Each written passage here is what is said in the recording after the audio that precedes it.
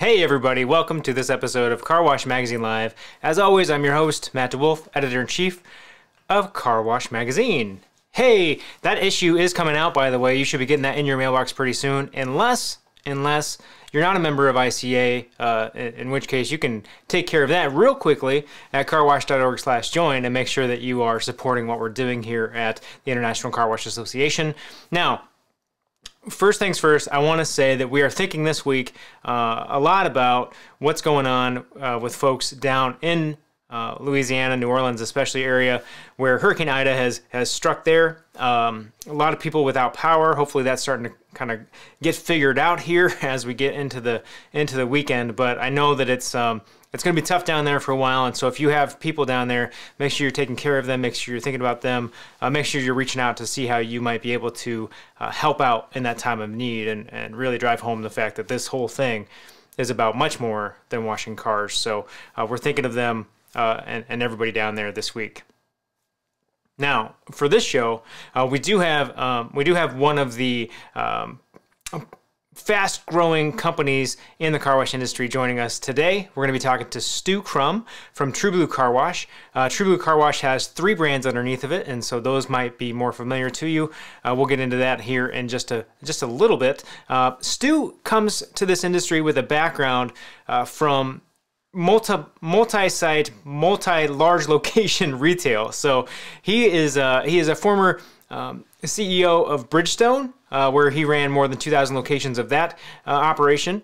And then he was also with Jiffy Lube, where he ran, again, there's a number here, more than 2,000 locations of that organization. So for True Blue, which is now at 61 locations, having grown 34 or so in the last 18 months, this is nothing new for him. So we're going to get into what's important about their path and how they're growing there and what they're doing and just Stu's story. So we'll get into that in just a minute. First, I want to say a little bit about what's going on this week in car wash. We're going to fly through this for you, but we do have some fun news. First things first, we've got Green Clean Express Auto Wash. They were named a best of in Virginia in multiple cities, so congratulations to them as they put their best foot forward doing that. We've got a couple of groups who are on a fun list, the Inc.'s 5,000 fastest growth list. We've got Express Wash Concepts, and then another one that should be no surprise to anybody, Tidal Wave Auto Spa. Kudos to you all for that progress and that growth. Fitting that we're talking about growth today, and here we have a couple of really fast-growing companies. So, speaking of growth, we've also got Tommy's. Everybody knows Tommy's. Tommy's has 2 new locations in Michigan, and then another brand that we all know, Driven Brands, has grown by at least 2 as they acquired Goo Goo Car Wash in Albany. So more growth, more fun stuff, always exciting things happening in this industry right now. Now, with all of this growth, okay, consumer habits are going to be changing. And so we had a chance to talk to Chip Bell, who is a leading expert on customer service and loyalty, because that's going to become really important for everybody as competition starts to increase in this industry. And so we talked to Chip in a previous episode of this program. We've got him queued up for the podcast for you this week, so make sure you check that out wherever you're getting your podcast content or carwashthepodcast.com. And guess what? Chip is going to be joining us at the Car Wash Show in November. That's November 15 through 17 in Las Vegas. And so you can catch a full presentation from him if you sign up and join us at that show. So super exciting stuff. Make sure you check that out. One other thing I want to make sure that we all remember is some scholarship stuff, right? So we've been talking about scholarships. We've been showcasing some of the folks who've won scholarships. Here's another one for you. Let's get his picture up there. This is Lucas Huang from Waterway Car Wash. He is one of our 6 scholarship winners. For Lucas, this is from his application. He's going to go off to Kelley School of Business at Indiana University. This is his quote: "Being a car wash employee was my first real job and could possibly be the most unique job I'll ever have. When I'm off studying at college, I will never forget the life lessons that the car wash has taught me." Congratulations to Lucas. We're really looking forward to what he does at Indiana, and we'll expect him to come back to the car wash here pretty soon. So that's what we've got. So, you know, like we say, when you get the chemistry in your blood, you really can't get it out, and you're here to stay. So what else we got for you guys this week? Look, I've got a, in case you missed it here, if you missed our conversation last week with Wade Keith from Breeze Through Car Wash, and Beth Martin from Express Wash Concepts. You want to go back and check that out. I've got a quick clip for you, but it's all around marketing and applying marketing concepts to your talent acquisition strategy. And as this industry continues to grow at an exponential pace, labor is not going to get any easier. So check out this quick clip from Wade Keith from last week's show. We're actually going to map out the employee's journey through our business. As you heard me mention earlier, we brought on a new hiring and onboarding coordinator, Kelsey. And she noted, and everybody that comes in our company starts at the very bottom and then has to go through the initial training and that kind of stuff going up. And she gave us some amazing feedback. And she said, hey, I was told all these things in the group interview and I got in and this was an issue, this was an issue, and this was an issue. And even this was an issue. I mean, she spelled it out for us, all these issues, and she's bringing us feedback and she felt comfortable giving us the feedback, unlike maybe a lot of other employees. And she said, if I wasn't as connected to this business as I have been all this time, I would have possibly quit this company because of the experience right when I got in. Mm-hmm. So we're actually going to take the concept of a customer journey map, which we've talked about in plenty of other episodes, and we're going to create an employee journey map. So we know that this is what's said in the group interview. We spell it out for them that it's hard work. We do all these things. And then when they get in and the initial training goes on, that the exact same thing we said in our interviews is what they're going to experience on the inside, because that will keep employees longer. Big tip for you right there. Make that employee journey.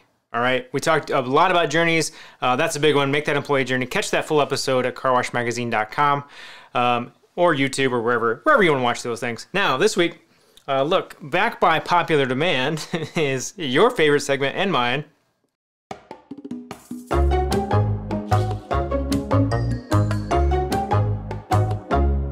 How do you make a tissue dance? A boogie.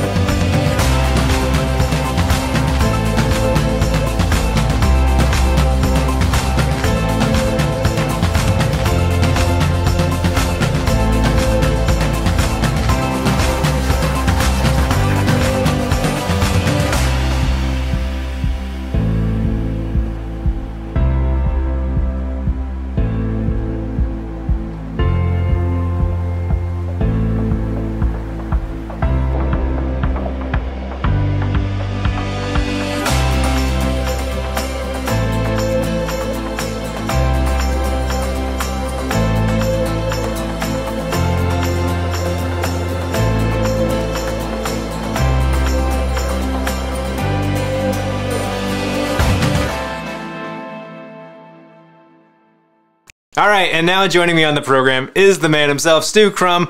Stu, welcome to the program. Matt, thank you. It's great to be here and look forward to speaking the next few minutes. Look, I'm really excited because I think that your background is fascinating, and I think it's really applicable to what's going on in the industry right now. And we're going to talk a little bit about that, but for those who are just joining the program, maybe they missed the first half where I explained who you were. Could you give us just sort of the elevator version of how you got into this industry and what your background looks like? Yeah, so I've been automotive services for 35 years. Previous jobs before I entered car washing, I was president of Bridgestone's retail business, Firestone Tires Plus stores. I was president of Jiffy Lube, chief operating officer of Service King. And what really got me in the business is about 7 years ago, I joined the board of DRB Systems, the first time they actually sold, and I fell in love with car washing. Soon after that, the founder of DRB, Kim Brott, and I became investors in Sergeant Kling's Car Wash. And then I was recruited by Goldman Sachs 2.5 years ago to join True Blue. So it's been a long time coming. I wish I did a lot earlier, to be honest with you. Yeah. It's well, we say this a few times a show, I feel like, but once you get the chemistry in your blood, you can't get it out, right? Yeah, absolutely. That's funny. Well, okay, so let's talk a little bit about True Blue. Okay, so you're wearing a Rainstorm shirt, which is not True Blue, but it is True Blue. Let's talk about the structure of the thing. Can you just kind of explain that for everybody? Well, when I took the business over 2.5 years ago, we had 27 locations in 3 states under 3 brands: Clean Freak, Rainstorm, Clean Freak in Arizona, Rainstorm, Illinois, Indiana, and Personal Touch, Massachusetts, Rhode Island, Connecticut. We now have 61 locations, but we've decided to keep those 3 brands. So as we do acquisitions or as we do greenfields in those markets, we brand them under those 3 brands. Mm-hmm. Now we're gonna talk about that a little bit more later, but I want to switch gears a little bit because let's lay out the landscape for everybody. True Blue, when you first came on board, how many locations were you? Yeah, 27 locations. 27, and now where are you? 61. Woo! Yeah, a lot of growth. And actually, the first year, because we were trying to get the systems and processes right, the business was a little broken, I think, when I took it over.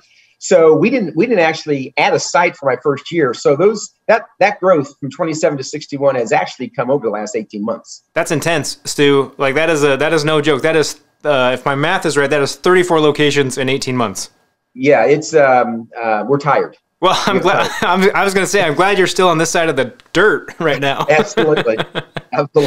Okay, so to do that requires some things, right? One of which is people, but I think the thing that you and I were talking about previously is that it requires process to be able to do that. So can you talk a little bit about the importance of process and kind of getting you from 27 to 61 in 18 months?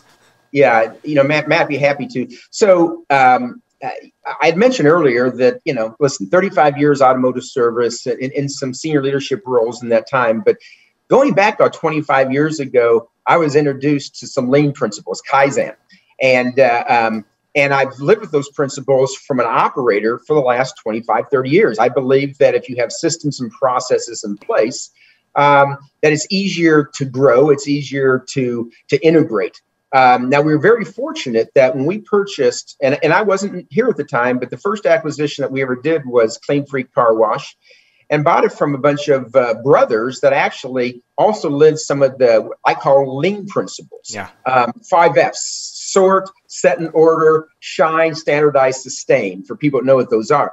And we have taken those principles that were from Clean Freak that I was very familiar with because I was doing those for prior 20 years of my life, and we've copied and pasted that to the Rainstorm brand, to the Personal Touch brand. So every time we bring a site online, there's a certain amount of sets of principles and processes that we implement within our first 3 months. Well, and that's really important, right? Because you can walk in anywhere and put down the manual, so to speak, and get it up and operational in a pretty short time frame.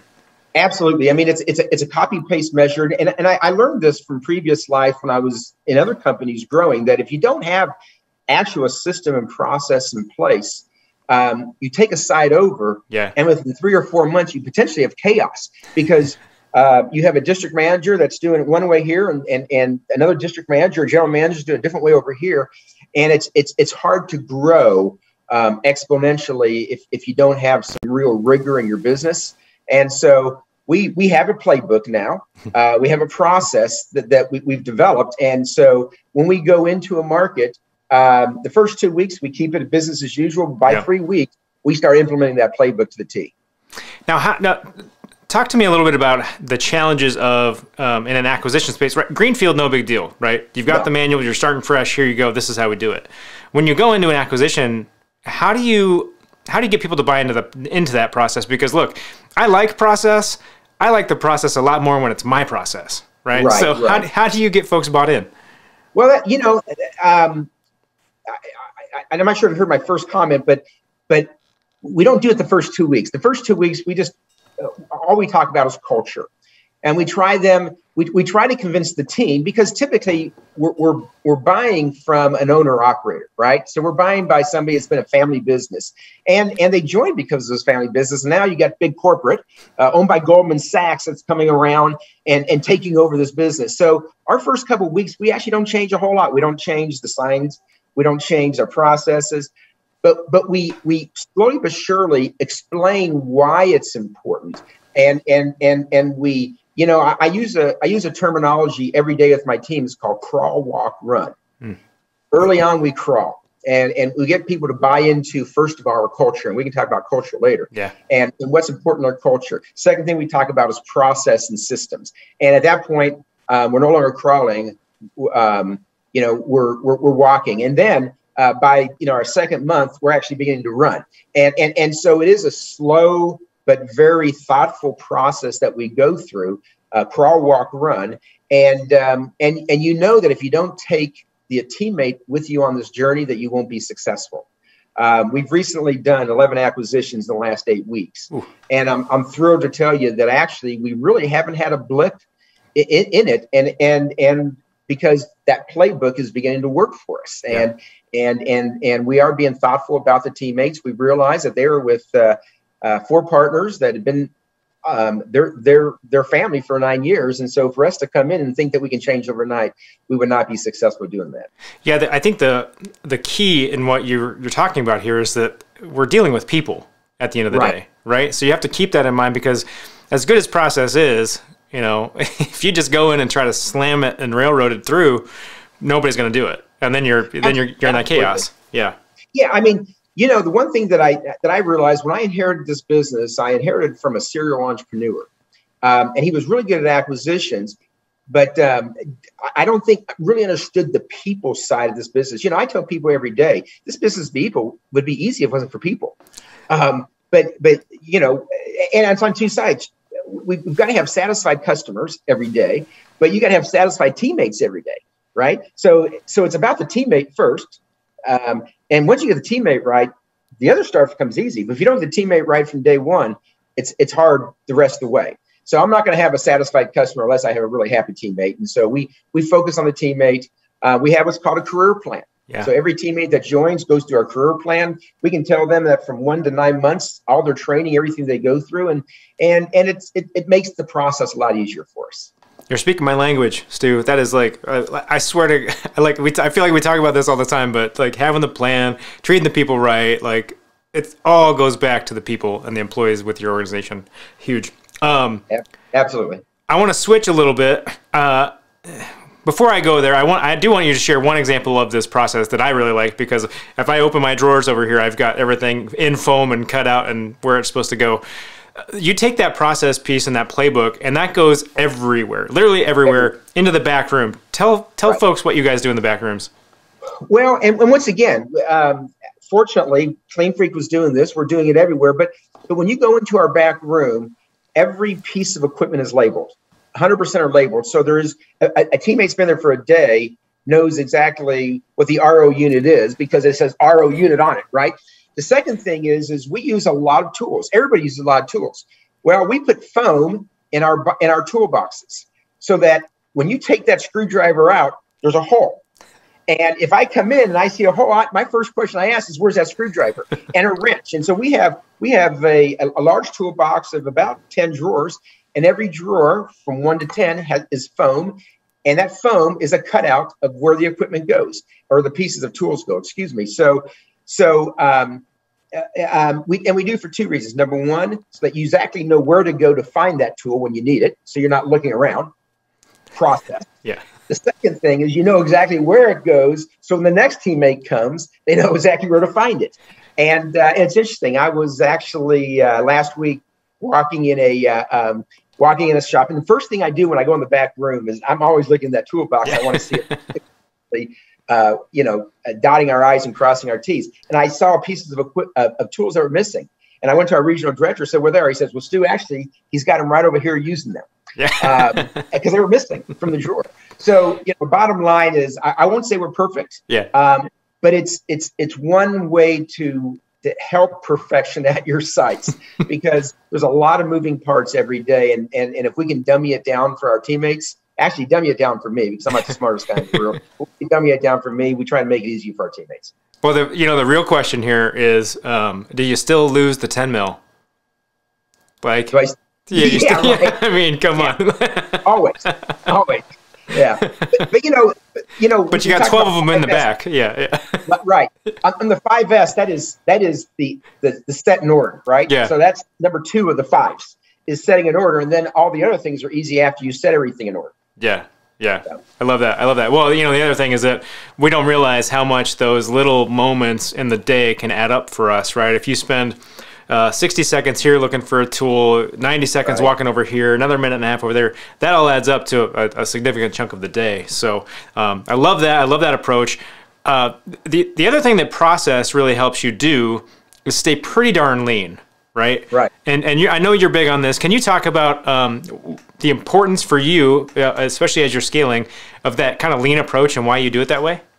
Yeah, so I mean, anybody is lean. Lean is actually LEAN. Isn't just I'm lean. Yeah. It's actually a Kaizen principle of being lean.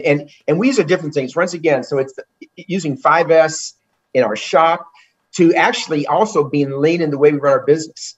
So we try not to, as an operation, add more people until we absolutely are painful and it hurts. Why? Because we want everybody in the organization to be a subject matter expert at what they do. And so we don't want to add a bunch of people to do that. So everything we do, we try to lean out and put a system and a process. And that's all the way back, by the way, in our front office and our back office.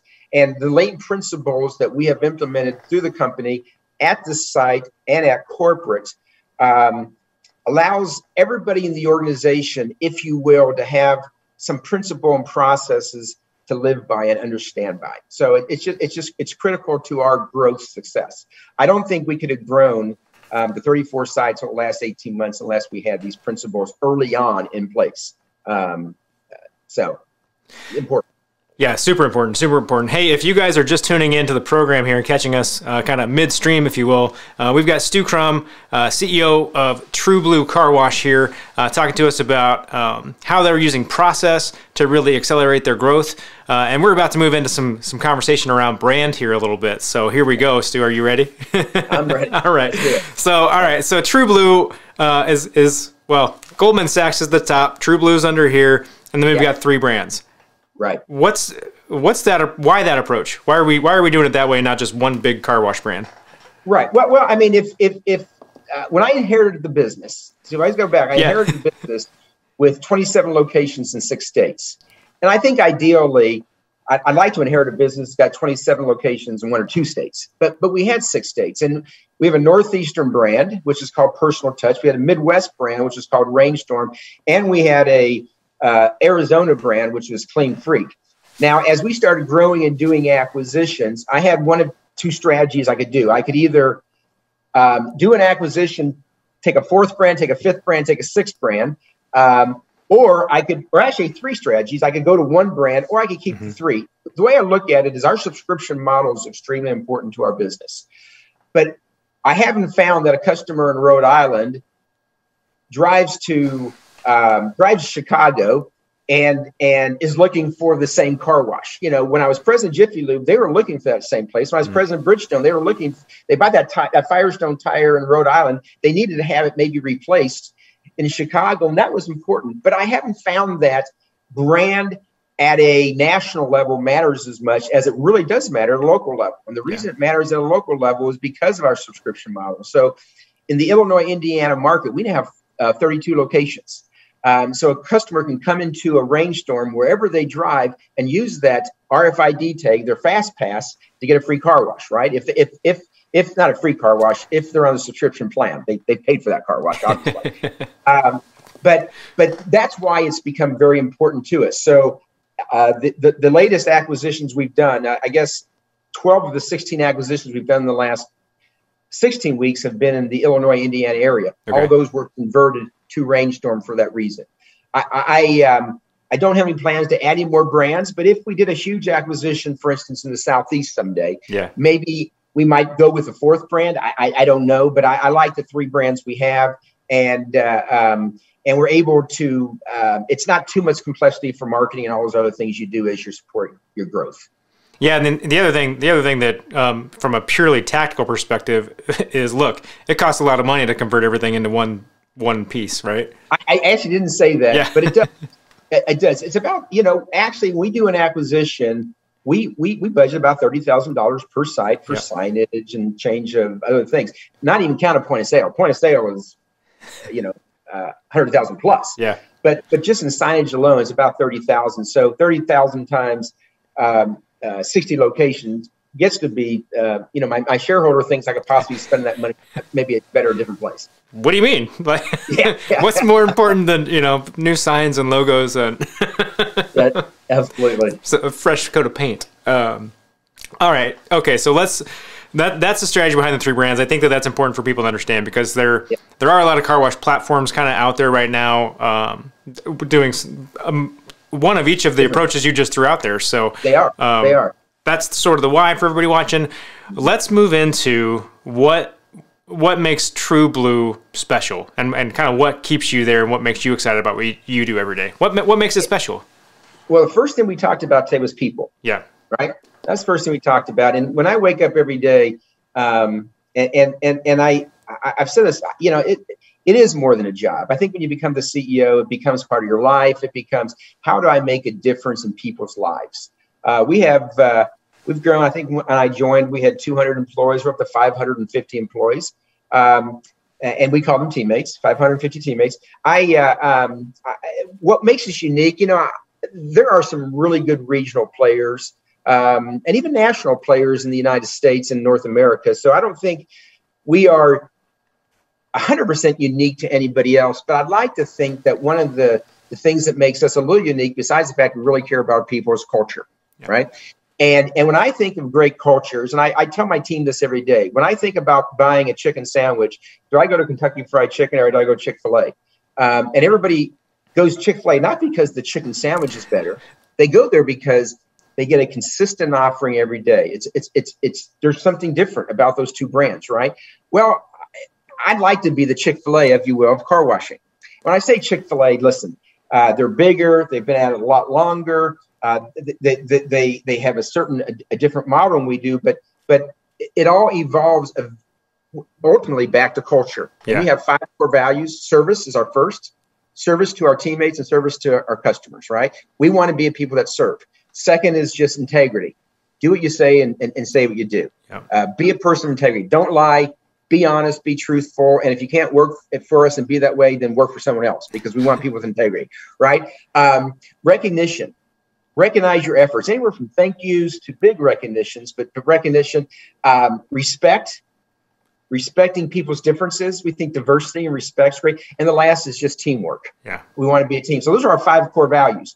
Now, once again, I look on a lot of car wash websites. They've got core values. What makes them different than us? Yeah. I'd like to think that we hire by those core values. We fire by those core values. Yeah. We will definitely fire if somebody doesn't live those core values. And we'd like to think that as we continue to grow, that we're creating an organization that lives by those culture, that practices those cultures, and making something unique in the industry. But once again, I don't think we've created a different type of sliced bread here. Right. I think we're more consistent on a daily basis. Yeah, that's the thing, right? Like with values and mission statements and all of these kinds of things, they're only as good as how frequently you talk about them and how frequently you actually adhere to them. Right. I mean, you got to do the things. If you don't hire, one thing that we're working on right now is hiring to these things. Yes. And how do you hire to somebody that's got integrity or service? Well, there's ways as you're asking questions that interviewing process, you're asking about those things in a way they don't even know you're asking about them. Right. And I don't think we're great at that yet, but I think we're getting better. I think we're great in certain parts of our organization. Once again, every time we do a new acquisition, and we've grown a lot over 18 months, it's baby steps, because you're having to teach the whole new group that's coming on what these things are important to our company, and we want to be important to them as well. Well, and I love the way that you slow roll that in the acquisition piece with the leaving things as is for a couple weeks. Like that's huge because that contributes to this culture piece, right? Like you give them time. It's like, I mean, people are going to be a little shocked at first. So I want to come back to something you said that I thought was really interesting, and I think ties back to some of your history as well. You said at True Blue, you guys use the term teammates. Right. You played a few sports. Can you share that story? Well, I mean, in 1983, I was drafted by the New York Jets as a place kicker. So anybody knows me, I'm 5'7", 175 pounds, so I'm not exactly the biggest guy in the world, but I was a place kicker. And I was obviously a good college place kicker as well, and I was average. I always tell people I was an average professional place kicker. So I was my goal when I graduated, I went to the University of Tulsa, I was drafted by the Jets, and I played on 4 teams in 3 years. I tell people that I thought I was going to play professional football for 10, 15 years, buy a couple car dealerships and be, dumb, fat, and happy. I am dumb, fat, and happy, but my plan hasn't worked out exactly the way I had a plan. But back to teamwork, I learned very early in my life that if I don't have a great snapper, a great holder, and another 9 people that are holding out these big hog mollies trying to get me, that field goal would never have gotten into the upright, right? So I learned very early on that as the place kicker that I was one of the least important people because that snap, that hold, those people blocking, if it didn't happen, my kick never mattered. Yeah, teamwork's always been really important to me, and so the teammate, we call them an employee. When I joined the company, they were called the employee. The first thing I do is I change that term to a teammate. Yeah, and I did that because we are a team. I actually every week I write a note to our team. It's either on a Friday, Saturday, or Sunday, and it's a weekly note I wrote. This week I wrote on heroes. Ah, okay. And how they're heroes. And one of the things I wrote about was we're converting a bunch of our sites point of sale this week. And I've got guys that are working 18 hours a day, right? And you do that, it's day in, day out, and they're our heroes, and we recognize them as our heroes and teammates that are doing the job for us. That's so important, and it's proof positive that words matter, right? The choice of words really does make a difference for some people. For some people. Okay, so I want to be sensitive to your time. We've got a little bit of time left. I want to talk a little bit about kind of future state and kind of where this industry is going, because I think that it's kind of fun to watch, and it's really exciting to be kind of in the middle of all this stuff that's going on. You've got a really fascinating background, though, because you've kind of not been here before, but in similar industries and seen similar consolidation and similar kind of approaches. Can you kind of just maybe let's go high level? Where do you think we're headed? Like what do you think is going to happen here? Well, there's no doubt in the last 5, but definitely 3 years, this industry's changed a lot. A lot of private equity money has entered this space. A lot of groups are beginning to roll up. We've seen Mr. just go to a publicly traded company.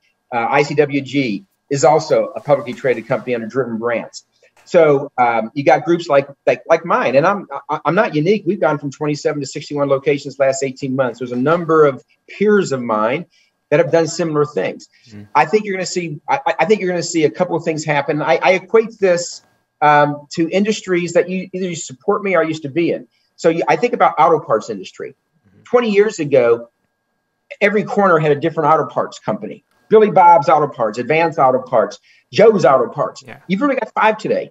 Advance AutoZone, Napa, O'Reilly's, and Pep Boys, right? It's consolidated, and they have between 600 to 5,000 locations. I actually see car washing to a degree getting there where I think you're going to have 5 or 6 really big players 5 or 10 years from now. They're going to have 500 to 1,000 locations. The barriers to entry aren't difficult in this space, so we'll always have individual players because you can actually build a car wash tomorrow and get into the space. But I do think you're going to see continued consolidation. I think some folks like me will keep on buying, even folks that look like us, to get to 250 locations, right? Or be purchased by somebody that looks like us, right? But I do see continued consolidation. It's a profitable business. It's a very good business. As I said very early on, I wish I did this 10 years ago. I wish I knew today today. I wish I knew 10 years ago what I know today. But I see consolidation continue to happen. But in saying that, there'll always be a place for that small player in this market. In particular, the full service car wash, I think, will always be on the small players. The express model, which is the model that we have focused on, will continue to focus on. will be bigger, less players years from now. You know, that's a really interesting distinction. I mean, I'm with you. I think obviously things are consolidating, and when you think about as all of these groups start to get larger and you start to change the multiple of locations for what a multi-site operator is, as people buy up, I mean, you can't help it. Like, you're going to grow exponentially with those bigger groups. But you do always wonder, like, well, what about the smaller family businesses and the local? And that the truth is, this is a hyper local business, really. And I think that I really like that angle of, like, thinking that there may be a really hard niche down into the full service side for some of the smaller organizations over time. That's interesting. I'd like to see how that plays out for sure. Well, I think it's going to play. I mean, you know, we have 4 full service locations, but a year from now I'll have 0. Yeah. And it's not that we don't like full service. We just don't think either we'll convert to express or we won't be in it, right? Because I think, but at the full service level, even me, obviously I get my car washes at our locations. Yeah. But about once a quarter, I like the dash cleaned. I like the wheels really cleaned. And I go to a full service location. It's not mine. Yeah. And why do I do that? Because I want a detailed service. I think there's always going to be a need and a niche for that full serve. I don't think it's going to be from the consolidators. I think it's going to be those family owned smaller businesses. I think they're going to make really good money doing it. Yeah. And I think there's a place in that long term. It just won't be, once again, for businesses like mine or like the other consolidators in the industry. Well, and it goes back to process, really, right? Like, you can't build 7 different versions of the process if you really want to scale something. You really can't, right? Absolutely. And even full service is more complex than express, right? One thing I love about the express model, it's not a complex business. If you take all the things that you're doing, put into a process, I can copy and paste and teach our teammates. Yeah. Within a couple of weeks, I can get somebody up to speed. Where in the full service business, I think there's a little more complexity to it as well. Yeah, there's some nuance there for sure, and stuff that just takes time to get a grasp on. Absolutely. Yeah, for sure. We are butting up against time. I could talk for a very long time with you, Stu. I've had a really nice conversation with you. Thanks so much for joining the program. Been my pleasure, and it's fun to be part of this industry and to see it really grow. I think my plans are staying for quite some time because I think there's a lot of fun, a lot of opportunities ahead of us. Well, we'll have to catch up at the show here in Vegas when we can actually gather in person again. Yeah, so I'll see you in November. Yeah, November. Absolutely. It's coming. Looking forward to that. All right, awesome. Thanks, Stu. Thank you. Cheers. Take care. Hey, if you guys are watching at home and you want to see more programs like this, more stories, more great ideas, more inspiration, or more just, riffing on what the industry is going to look like, you can do that at carwashmagazine.com. And guess what, friends? When you're out there this week and you're just killing it washing cars, there's just one thing you've got to do, and that is keep it clean.